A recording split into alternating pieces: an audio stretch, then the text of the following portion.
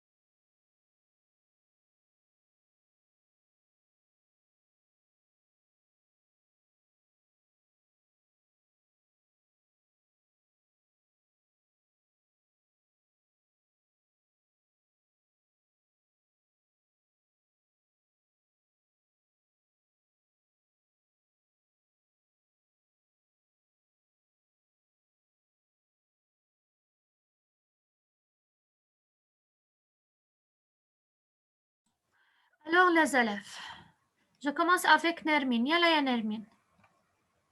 Oui. Donc, Oui. Rama, tu m'écoutes? Ça va. Donc, l'adjectif Oui. épithète, c'est lorsque l'adjectif est placé tout de suite, ou bien avant, ou bien après le nom qu'il qualifie ou bien qu'il décrit. Ça va? C'est la fonction épithète. La fonction attribut vient toujours après un verbe d'état. Et on a dit quels sont les verbes d'état sont être, paraître, sembler, demeurer et ainsi de suite. Ce sont les verbes d'état. À chaque fois que je trouve l'un de ces verbes, je dis qu'on a un attribut du sujet après. D'accord? C'est l'attribut du sujet. Et la fonction attribut peut être ou bien peut avoir trois natures, c'est-à-dire ou bien l'attribut peut être un adjectif qualificatif, ou bien il peut être un groupe nominal, ou bien un verbe à l'infinitif. Ça va? Et la dernière fonction, c'est la fonction apposée ou détachée, c'est-à-dire lorsque l'adjectif est séparé du nom par une virgule. Dans ce cas, je dis que l'adjectif est apposé. D'accord? Hier, on a travaillé l'exercice 1. On a entouré les attributs du sujet. C'est quoi les attributs? Toujours, je cherche le verbe d'état. Où est le verbe d'état? J'ai retenu les verbes d'état, qui sont être, paraître, sembler, demeurer, avoir l'air, passer pour et ainsi de suite. Après ces verbes d'état, toujours, je trouve un attribut du sujet. Tu as vu comment devant toi, Yarama? Donc, toujours, je souligne le verbe d'état et j'entoure l'attribut du sujet qui vient tout de suite après. Maintenant, on va continuer la suite des exercices. On a deux autres phrases concernant l'exercice 1. On n'a pas travaillé hier. Alors, on va souligner le verbe d'état. Yalla, suivez avec moi. On va souligner le verbe d'état et on va entourer l'attribut. Yalla, ya Nermine. Vous avez l'air étonné. Pourtant, l'événement était prévisible. Où est le verbe d'état dans cette phrase? Le nom d'état. Le verbe d'état. Avait l'air, avoir l'air, n'est-ce pas? C'est le verbe d'état. Oui. Où est l'attribut du sujet? Étonné. Rama, le livre à la page 47. Tout le monde ouvrez le livre à la page 47. Yalla, Rama, si tu suis avec nous, tu peux tout comprendre.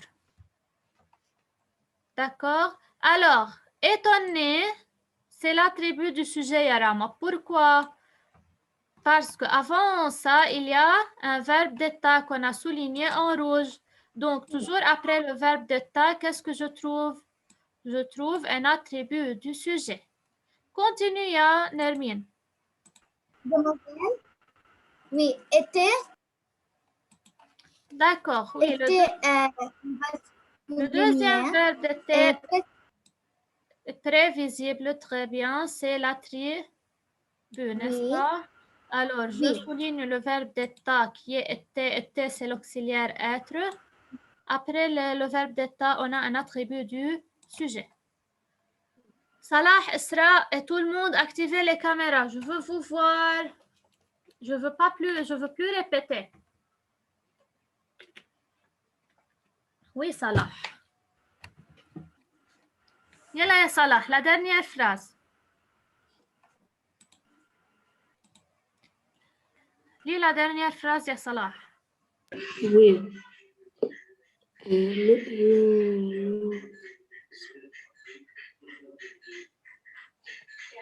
Et nouveau.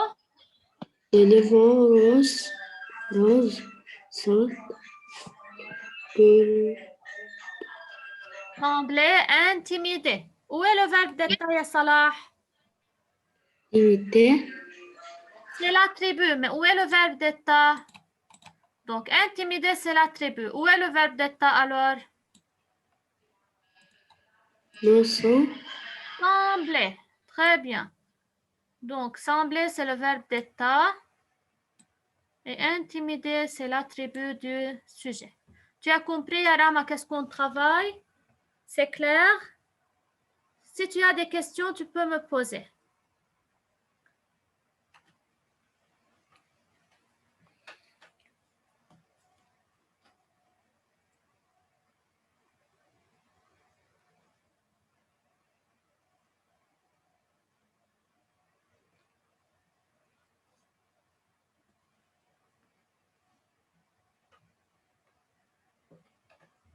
Donc, on va continuer la suite.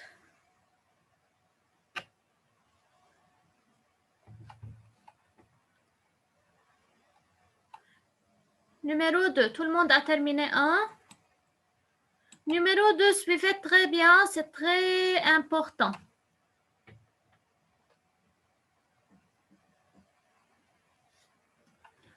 Dis, Rama, lis la question, lis la consigne numéro 2. Oui. Dis si les adjectifs en vers sont attributs du sujet. Oui. Dis si les adjectifs en vers sont attributs du sujet. Pour dire que l'adjectif est attribut du sujet, Yanermine, qu'est-ce qu'il faut trouver? Le sujet et l'adjectif. Pour dire que l'adjectif est attribut, qu'est-ce qu'il faut trouver? Quand est-ce que l'adjectif est attribut? Quoi? Quand est-ce que l'adjectif est attribut?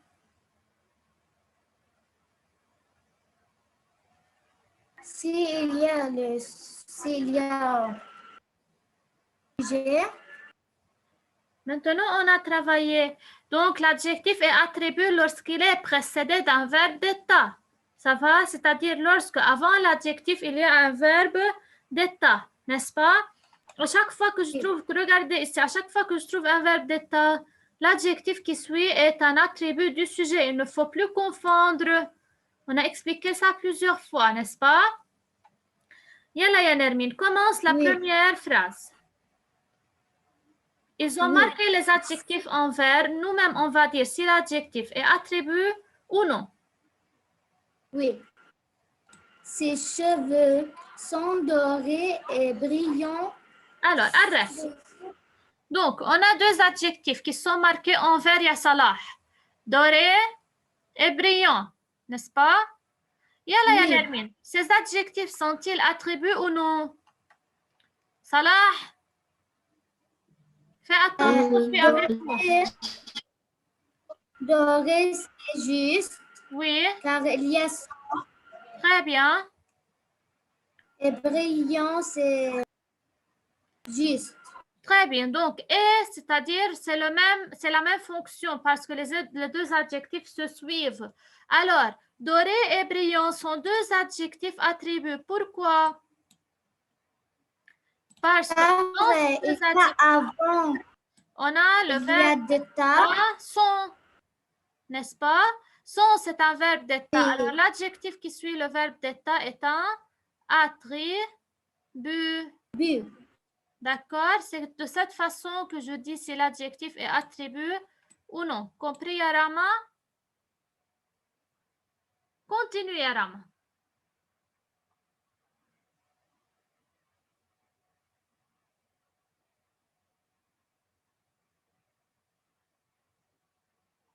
Suis Asra. Oui. Son petit nez retroussé lui donnait un air mutant. Mutant. Oui. Les adjectifs sont marqués en vert, Yarama, n'est-ce pas? On a retroussé et mutant. Je prends tout d'abord l'adjectif retroussé. Cet adjectif décrit quel mot?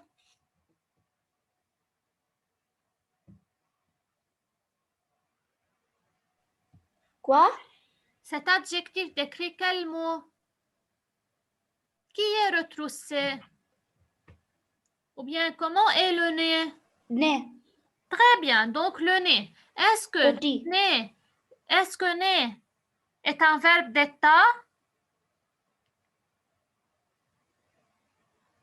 Est-ce que le mot nez est un verbe d'état? Non. Non, quels sont les verbes d'état? Les verbes d'état sont être, paraître, sembler, demeurer, devenir, avoir l'air et passer pour.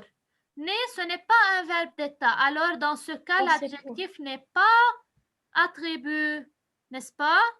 L'adjectif est épithète parce que Yarama, si je regarde entre le mot né et retroussé, est-ce qu'il y a quelque chose qui les sépare? Entre nez et retroussé, est-ce qu'il y a quelque chose qui les sépare? Non. Ne bouge plus, ya Salah. Non. Non. Dans ce cas, lorsqu'il n'y a rien entre le mot et l'adjectif, la fonction de l'adjectif est épithète. C'est clair? Donc, je ne souligne pas cet adjectif parce qu'il n'est pas attribut. De même pour mutant. Mutant décrit le mot être. Il n'y a pas un verbe d'état et l'adjectif vient tout de suite après le nom. Donc, l'adjectif est épithète. Ça va?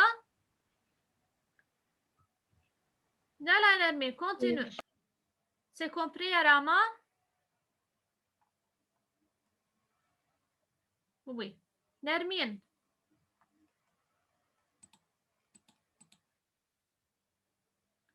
Nermine. Nermine a quitté. Suivez avec moi, je continue. Ces jolies lèvres roses sont gourmandes. On a jolie, rose et gourmande. Si je regarde jolie, comment sont les lèvres? Les lèvres sont jolies. Est-ce qu'il y a un verbe d'état entre jolie et lèvres? Non. Donc, c'est un adjectif épithète. L'adjectif vient avant le nom qu'il décrit.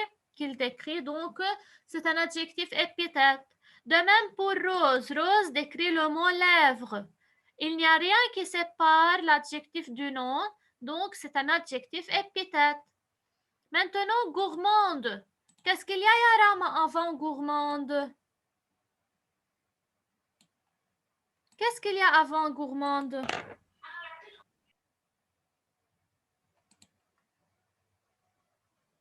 Gourmande, on a quoi avant? Son, n'est-ce pas? Son, c'est le verbe être. Et verbe être, donc, c'est un verbe d'état. Alors, gourmande est un attribut du sujet. Alors, je souligne gourmande, c'est un attribut du sujet. Je continue. Ses yeux vifs deviennent sombres quand elle est en colère. Ses yeux vifs. Comment sont ses yeux vifs? Vif est un adjectif épithète parce qu'il n'a rien qui sépare le nom de l'adjectif et il vient après le nom, donc c'est un adjectif épithète. Deviennent sombres. Sombre, c'est un adjectif attribut. Pourquoi, Yarama? Regarde. Avant cet adjectif, il y a deviennent. C'est quoi deviennent? Deviennent, c'est un verbe d'état. D'accord? Alors, après le verbe d'état, toujours je trouve un adjectif attribut. Ça va? Yalla, écrivez sur le livre. Yalla. Je copie Oui. sur le livre.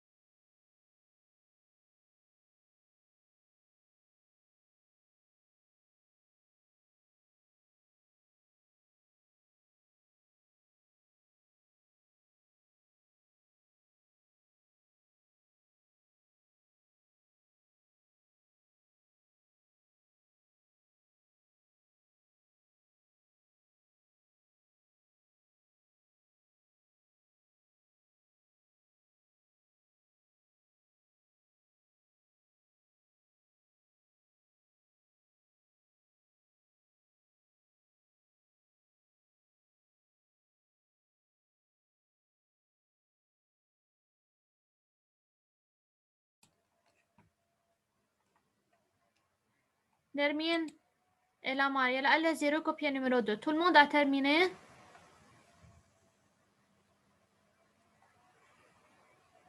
Yalla, on continue exercice 3. Suivez.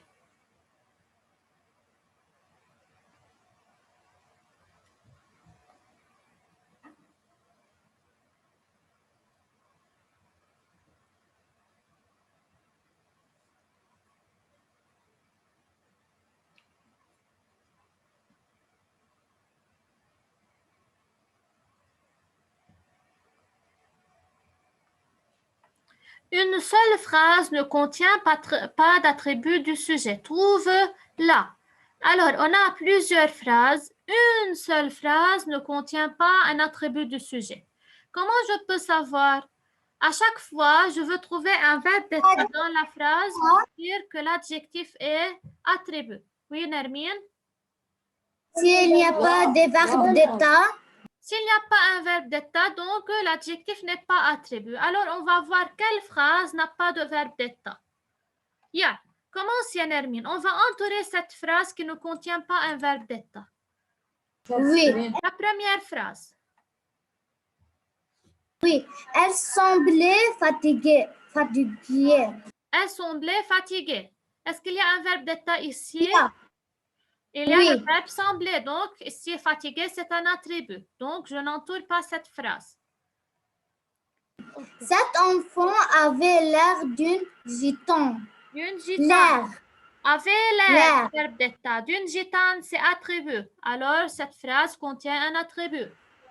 Oui. Le hérisson devenait trop gourmand. Rama, fais attention. Il n'y a pas. Non, Regarde si bien. c'est devenu. C'est devenir. Le verbe devenir, c'est un verbe d'état. Cet élève copiait ses devoirs. Où est le verbe? Le verbe, c'est copier, n'est-ce pas? Copier est un verbe d'état. Non. Non, donc c'est la phrase qui ne contient pas un attribut du sujet. Donc, j'entoure cette phrase, elle ne contient pas un attribut du sujet parce que copier n'est pas un verbe d'état. La dernière phrase, malgré son âge, elle restait active. Rester. C'est un verbe d'état, alors active, c'est attribut. Donc, la seule phrase qui ne contient pas d'attribut, c'est cet élève copier ses devoirs. Cet élève copier ses devoirs. D'accord, yeah.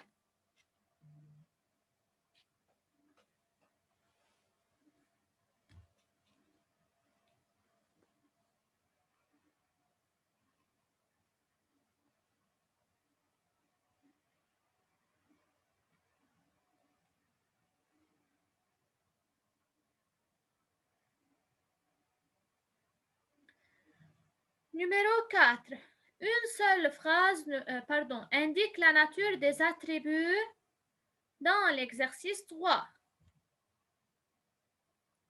Indique la nature des attributs dans l'exercice 3. C'est-à-dire les attributs qu'on a trouvés dans l'exercice 3. On va dire quelle est sa nature. Qui peut me rappeler quelles sont les 3 natures de l'attribut du sujet? Quelles sont les 3 natures de l'attribut du sujet?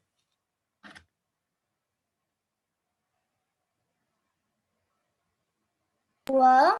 Quelles sont les 3 natures de l'attribut du sujet?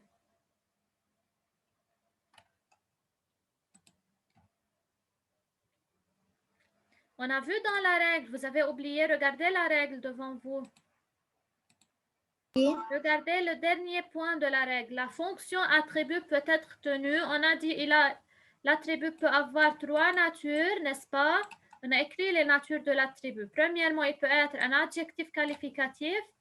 2, un groupe nominal. Et 3, il peut être un verbe à l'infinitif, n'est-ce pas? Oui. Donc, à chaque fois, je veux voir quelle est la nature de l'attribut selon chaque phrase. Est-ce qu'il est un adjectif qualificatif? Est-ce qu'il est un groupe nominal ou un verbe à l'infinitif? Yalla, on va voir et après on écrit ça sur le cahier. Elle semblait fatiguée. Fatiguée, quelle est sa nature? Est-ce que c'est un verbe à l'infinitif? Est-ce que fatiguée est un verbe à l'infinitif? Oui. Non. Non, ce n'est pas un verbe à l'infinitif, n'est-ce pas? Est-ce que c'est un groupe nominal? Il est formé de plusieurs mots ou bien un seul mot?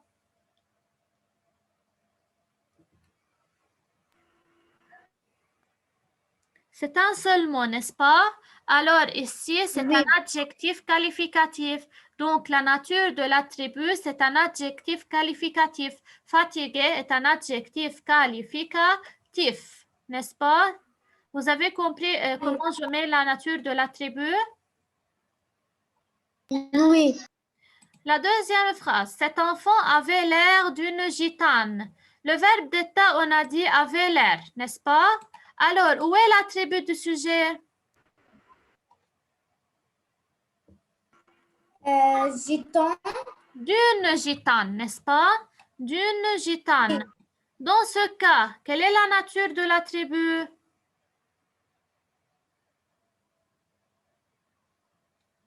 De combien de mots est formé l'attribut gitane? Une et des apostrophes. 3 mots, n'est-ce pas? Oui. Alors, c'est un groupe nominal. Que veut dire un groupe? C'est-à-dire, il est formé de plusieurs mots. Dans ce cas, Oui. l'attribut a une nature, c'est un groupe nominal parce qu'il est formé de 3 mots. Donc, si on réfléchit de cette façon, on ne peut pas confondre. Alors, premièrement, on a un attribut qui est un adjectif qualificatif. Deuxièmement, c'est un groupe nominal. Ce hérisson devenait trop gourmand. Gourmand, c'est un seul mot, n'est-ce pas? Alors, c'est un adjectif qualificatif. Malgré son âge, elle restait active. Aussi active, c'est un adjectif qualificatif. Ça va, les élèves? Oui. Maintenant, prenez devant vous le Oui. cahier de grammaire. Ouvrez sur une nouvelle page, on va écrire l'exercice 4 sur le cahier. Je peux chercher le cahier grammaire. Oui, oui, cherchez-le. Yalla, cherchez le cahier de grammaire, ouvrez sur une nouvelle page. Yalla, tout le monde, dépêchez-vous. Donc, on écrit la date d'aujourd'hui. Aujourd'hui, c'est jeudi. Aujourd'hui, c'est jeudi 28 janvier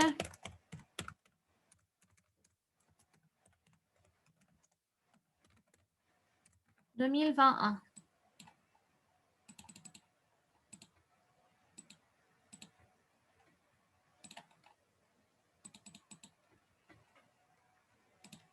Sur le cahier de grammaire, d'accord?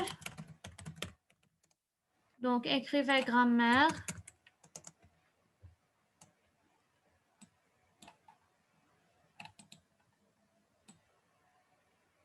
Dépêchez-vous, les élèves. Donc, on travaille l'attribut du sujet, page 46.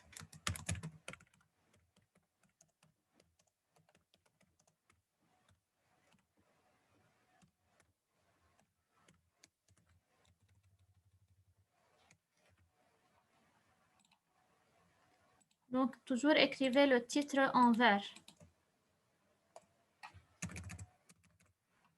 Alors, l'attribut du sujet, page 46. 47.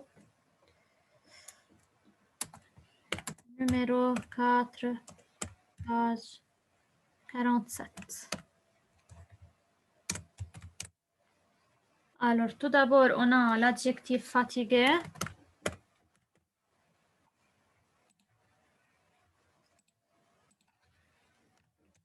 On a dit c'est un adjectif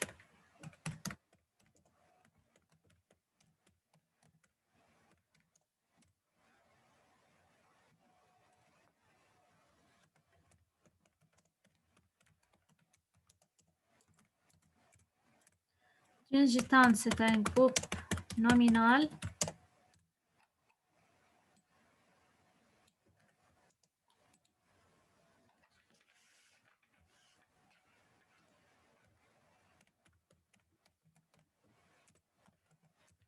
Ici, on n'a pas rencontré un verbe à l'infinitif. Gourmand, adjectif qualificatif aussi.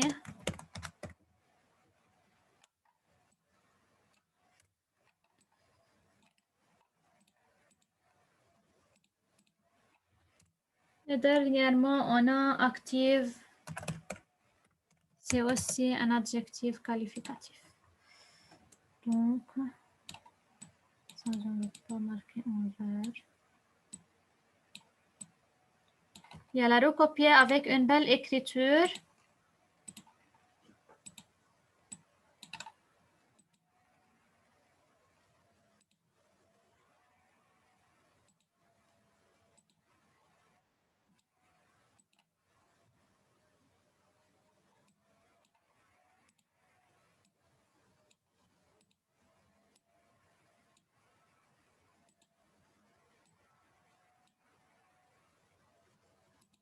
Alors, dépêchez-vous les élèves parce qu'il ne reste plus de temps. Il y a 1 minute.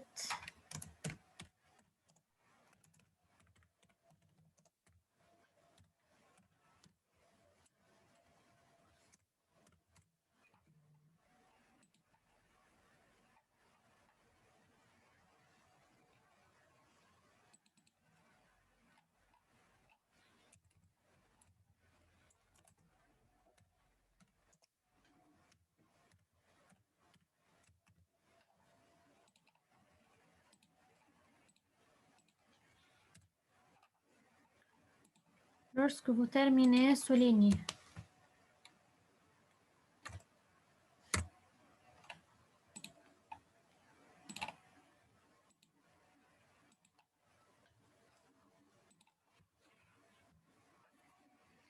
Donc, on a une deuxième séance à 12 heures, ça va? On continue la suite des exercices. On travaille sur le cahier d'activité. Le lundi, on a une évaluation de grammaire. D'accord? Oui. Concernant les 2 leçons, les fonctions de l'adjectif qualificatif et l'attribut du sujet. Oui. C'est très facile.